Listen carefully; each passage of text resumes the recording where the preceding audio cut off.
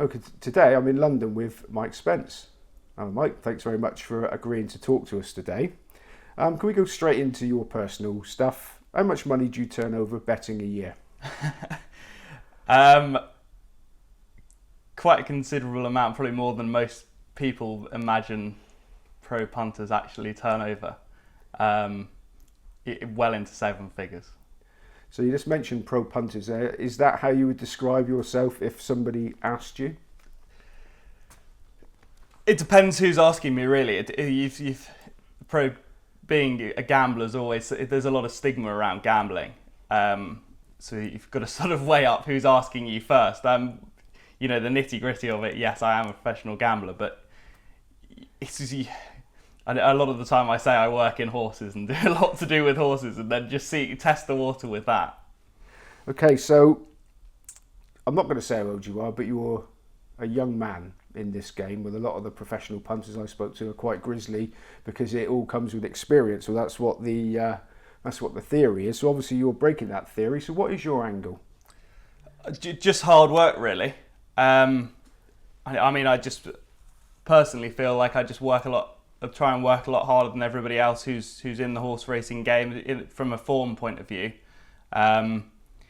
Just watching endless amounts of replays.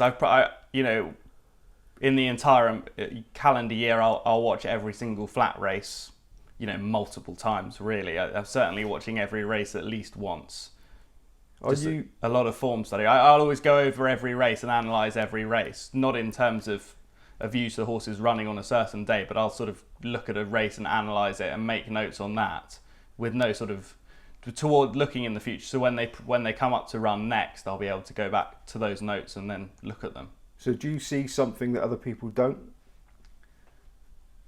A little bit. So a lot of my stuff's very maths based. So I do a lot of things with times and figures, but then a lot of visual stuff. So I'll always look at like how the race unfolds, and I'm from a horsey background as such. I grew up riding racehorses, and racehorses. I never actually learnt to ride conventionally, but I have ridden out on numerous trainers' yards, and so I think I've got a slight edge from knowing how horses behave and how they might move and different things like that, and different traits and characteristics. And you specialise in a certain type of race or racing? Now I specialise only in flat racing. When I started, I specialised in races for 3-year-olds and up over 7 furlongs and further. Mainly the workload's so big in racing that I just don't really, you can try and cover it all, and people will, but from my point of view, it depends how deep you're trying to delve into things. I now work with a few guys, and that helps me reduce the workload. They've taken some things, I've been able to delegate things to different people, and so that means now I can do all flat races. So when you say professional punting, you mean it is like a business? It's not a business. It's not a bit. It's just a. It's just a team, really, that that I can trust, and people in different places that I can rely on them to get some work done, which I used to do myself, basically. Okay, before we get into the nitty gritty of what you actually do, you did mention that you come from a horsey background. Can you give people watching a little bit of a generalisation of what your background was and where your education took you to this point? Yeah, so my dad's always owned horses, he's owned some very good horses, the likes of Profitable and Jukebox Jury in the past, and the likes of Firefighting, who's still running now. It wasn't really from that background that I got into punting. Those were two very different things. That was just more an enjoyment of racing. I went to uni up in Newcastle and did economics and business. And to be fair, I was on a path into the city. I worked for Deloitte as a management consultant for a year, and I had job offers on the table. But at the time when I was working as a management consultant, I was already making, from the time I went to uni in my first year, second year, and third year, I was already making money on horses. I was running a tipping line when I was still at uni, and then I was running another. That was a free one. Just after uni, I ran another paid one. and then I just decided not to go back into the city and to, see if I could make it as a professional punter, really. So the city is a place where people can make an awful lot of money, especially if you're good at it. And it sounds like if you were being offered jobs, you were. Why on earth would you decide to take the very tricky route of professional punting? Because you're only as good as your next winner, aren't you? Much to the utter dismay of my parents, who took about 4 or 5 years to really come round to the fact I was a professional gambler. I think even after 4 years after I'd quit the city, my mum was still trying to get people to convince me to go back into the city. It was a hard one. I was very lucky in that I'd gone to university and I'd done everything formally, and I'd worked for a year in the city. If everything had gone tits up, I still had that to fall back on. So I was lucky in that respect. I don't know. There's a lot to be said about working for yourself. Working for yourself. I work a lot harder since I've become a professional punter than when I was a management consultant. Being a professional punter, it's not easy work. As in, I'm in the office most days at 7 in the morning and don't leave till 7 at night. But then again, the hours are longer, but the workload is something which you enjoy. I'm looking at horses every day. I mean, when I was working in the city, I was doing all that work and then still looking at horses in the evening anyway. So, I mean, it's a hard one to... I've got a lot of good mates are still in the city, and I see their lifestyles. The hours we all put in are quite similar, but at the end of the day, I'm my own boss, and if I decide, if when I just started it, I finished the flat season and decided I wanted to take a month and a half off, and so just popped off to Australia. So, I mean, you can't do that if you work in the city. I love the freedom of being my own boss, but it's certainly I don't sit at home every day and put my feet up. I'm out the house and everything like that. Would you say there are parallels in the skill set and the mindset needed for city people, somebody that works actually in the city, and professional punting? Yeah, definitely. I think it really put me on the right lines, to be honest. Just the discipline, and I mean, if anyone's ever looked at any of my Excel spreadsheets, I mean, they struggle to really understand how pedantic I am around formatting and everything like that. Everything has to be completely, everything's documented, everything's where it should be. Colours, fonts, they all have to be the same. Maybe I'm a bit OCD like that, but I think that all came from the city, and producing stuff to a level of giving to clients, and that the discipline of doing something to a very high level has just stayed with me throughout, really. Okay, you mentioned that you were making money betting at university. At what point did you suddenly discover that you had a talent for it? Because a lot of people, they spend their whole life trying to make money betting, and they rarely succeed. So how did you get so good so quick?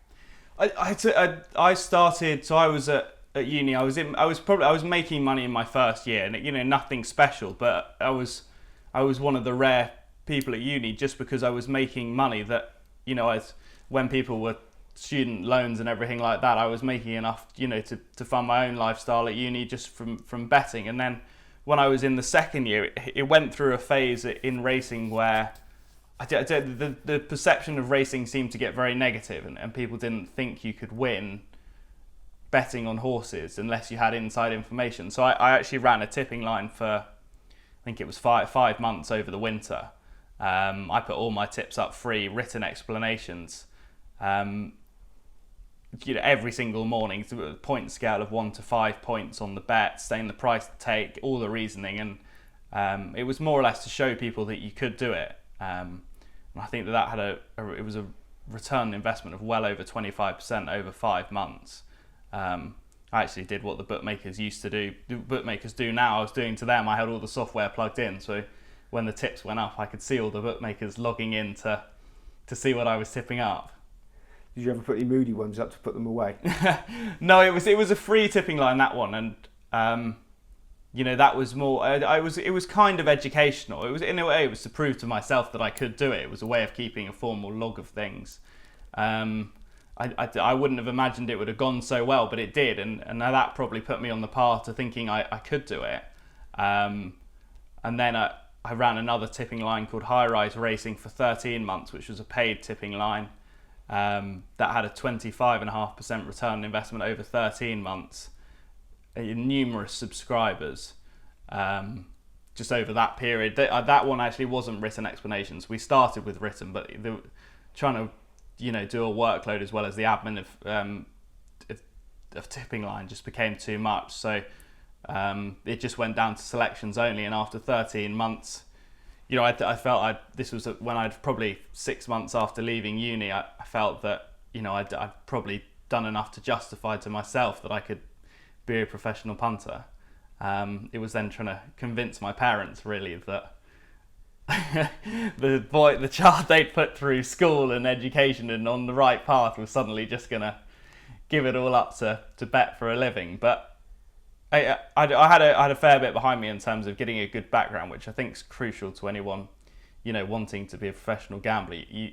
There's no point just, the world can change at any time, especially in gambling. I still think there are huge threats to the industry at the moment.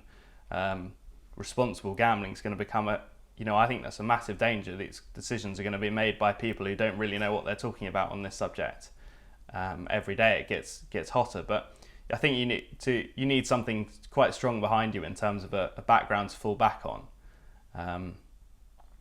But yeah, I had a good background, and then I was making money, and it was more, I had a few months off to try and justify to myself about making enough money to try and go pro, and I was fortunate enough to do that, and then to be fair, I've never looked back since then. Your subscribers must have been absolutely mortified when you turned in the tipping line. Yeah, there were quite a few.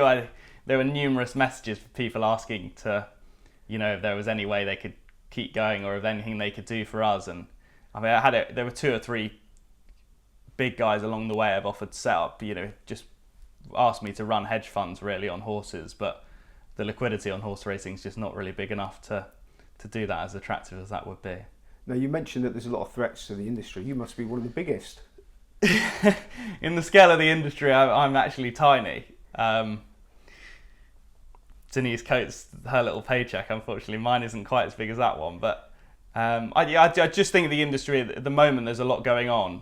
I'm certainly not a big threat to it. I can't get on with any of the bookmakers. I think I've got one account left in my name who I've got a good relationship with the bookmaker. I'm allowed to win about £1,000 a horse, which, it's basically, as the bookmaker called it the other day, it was my fun betting account. If I want to have a bet on the football or something like that, I can do it in my own name and they'll, let me have a bet on. But I think that, by the time I was 19, I'd had most accounts shut, and then by the time I was 20, certainly before I was 21, they were all gone. So how do you get on? It's a good question. I have quite a lot of accounts with the big firms. And there's a few people I've worked with since I was about 18. So when I was 18, there were people putting some bets on for me, and every year, touch wood, I've had winning years, and I don't really like paying people commission to put my bets on, even though people do. And I basically give people the bets and tell them to have a bet on for themselves. As long as they're getting my bet on, I don't really mind how much they're having on. But I've had people who joined me when I was 18 and put a few small bets on, and they're still putting on bets for me many years later. For every now and again, if there's a big account, you might give them a bonus, but I don't pay anything for specific bets. And then a lot of online accounts we try and use, we actually, you open an account and we'll deliberately lose on the account for the first few months, which sounds absolutely bonkers to a lot of people, but mug football bets, tennis bets, rugby bets, the lot, it doesn't really matter. We'll just fire the bets through. I mean, I've had multiple accounts. I've had Coral accounts opened where they've made it VIP gold, and they've been inviting, I could call it me, it's not really me, but they've been inviting me to Ascot, tickets to the football, all of them, William Hill, the lot. So you try and lose money to make more money on the accounts. And then you clobber them. That's the plan.